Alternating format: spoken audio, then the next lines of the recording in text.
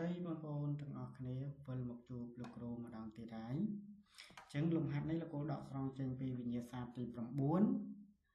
លំហាត់លេខ6បាទអញ្ចឹងគេថាគេយកអាស៊ីតប្រូប៉ាណូអិក500មីលីលីត្រនៅកម្រិត 0.5m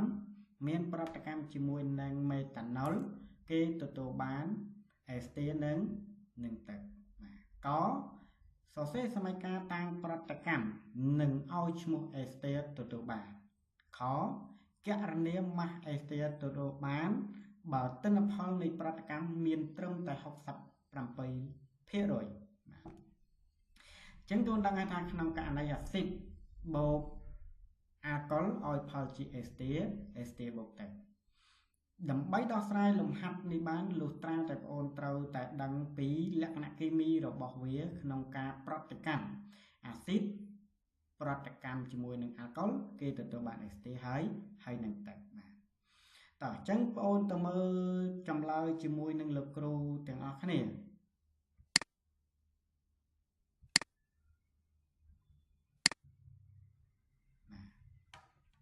ដំណោះស្រាយ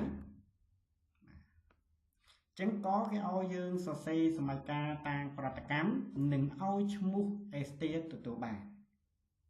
បាទចឹងគេថាយកអាស៊ីតប្រូប៉ាណូអិកបាទអាស៊ីតប្រូប៉ាណូអិកចឹង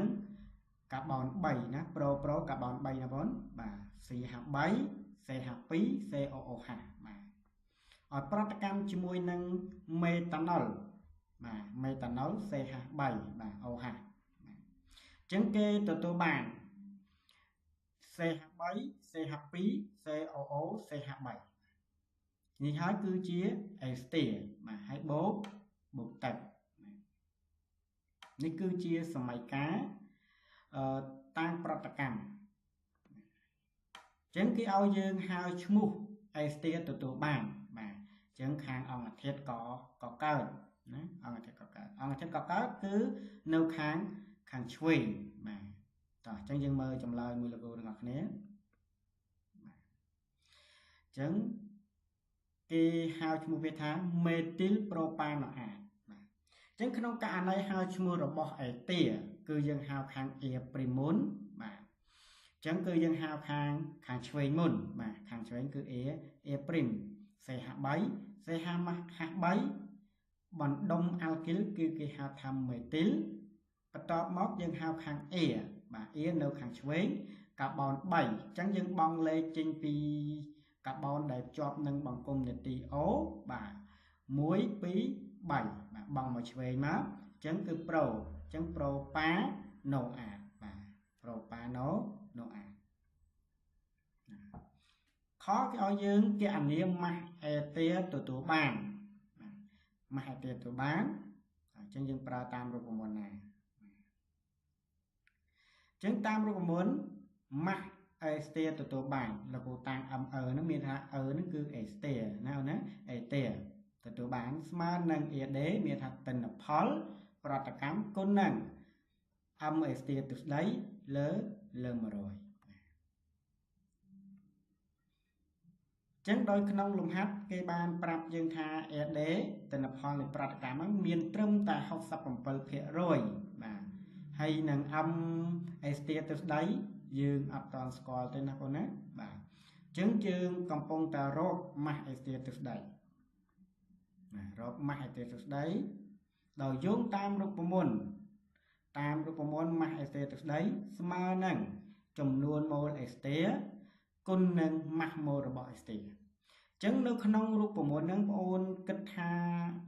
យើងស្គាល់អ្វីជាទូទៅក្នុងរូបមន្ត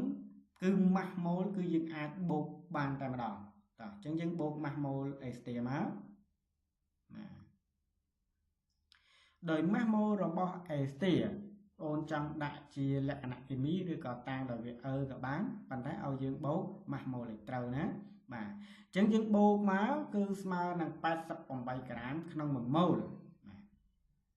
ប៉ុន្តែចំនួនម៉ូលរបស់អេស្តេយើងអត់ស្គាល់ទេ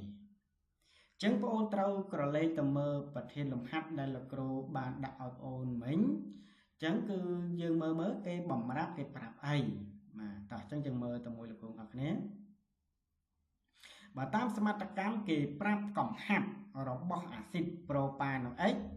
ដែលមានកំហាប់របស់វាគឺ 0.5m បាទហើយនឹង VS មាត្ររបស់វាគឺស្មើ500មីលីលីត្រជាទូទៅក្នុងករណីមាត្រមិនថាមីលីលីត្រមិនថាសង់ទីម៉ែត្រគីបមិនថាដេស៊ីម៉ែត្រគីបយើងបំបែកវាទៅលីត្រទាំងអស់បាទបំបែកវាទៅលីត្រស្មើនឹងចែកនឹង1000វាស្មើនឹង 0.5 លីត្រចឹងយើងស្គាល់កំហាប់នឹងមាត្រយើងបាត់ម៉ូយើងប្រើតាមរូបមន្តចំនួនម៉ូនៃអាស៊ីតប្រូប៉ាណូអិក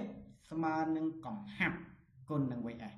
កំហាប់កន្លែងនេះបងអូនប្រើឃ្នាបក៏បានឬក៏បងអូនប្រើ cm បាទ cm ណាចឹងយើងជួសតម្លៃលេខបញ្ចូលមកបាទចឹងកំហាប់របស់អាស៊ីតប្រូប៉ាណូអិកគឺស្មើ 0.5 គុណនឹងមាត្រស្មើនឹង 0.5 ចឹងវាស្មើនឹង 0.25 ចឹងຂະຫນາດរបស់ n គឺចំនួនម៉ូលណាបាទ n គឺម៉ូលនៅពេលដែលយើងស្គាល់ចំនួនម៉ូលបានហើយយើងអាចរកចំនួនម៉ូលរបស់ ST បានដោយយោងតាមសម័យកាលបាទតាមសម័យកាលចំនួនម៉ូលរបស់ ST ស្មើនឹងចំនួនម៉ូលរបស់អាស៊ីតកាបុកស៊ីលិកបាទអញ្ចឹងយើងមើលតាមសម័យកាលណាមើលតាមសម័យកាលស្មើនឹង 0.0 ស្មើនឹង 0.25 ម៉ូលចឹងនៅពេលដែលយើងស្គាល់ចំនួនម៉ូលរបស់ ST ហើយយើងអាចរកម៉ាស់របស់ ST ទ្រឹស្ដីបានណាបាទចឹងនាំឲ្យម៉ាស់ ST ទ្រឹស្ដីស្មើនឹង 0.25 គុណនឹង88ចឹងវាស្មើនឹង22ក្រាមចឹងនៅពេលដែលយើងរកម៉ាស់របស់ ST ទ្រឹស្ដីឃើញហើយយើងអាចរកម៉ាស់ ST ដែលទទួលបានណាបងប្អូនបាទចឹងយើងបានម៉ាស់ ST ទទួលបានស្មើនឹង67គុណនឹង22ចែកនឹង100វាស្មើនឹង 14.74 ក្រាមបាទ 14.74 ក្រាមចឹងលោកគ្រូមានតែប៉ុណ្្នេះទេចឹងលោកគ្រូសូមអរគុណហើយបងប្អូនទាំងអស់គ្នាត្រូវខិតខំប្រឹងរៀនសូត្រណាបាទអរគុណច្រើន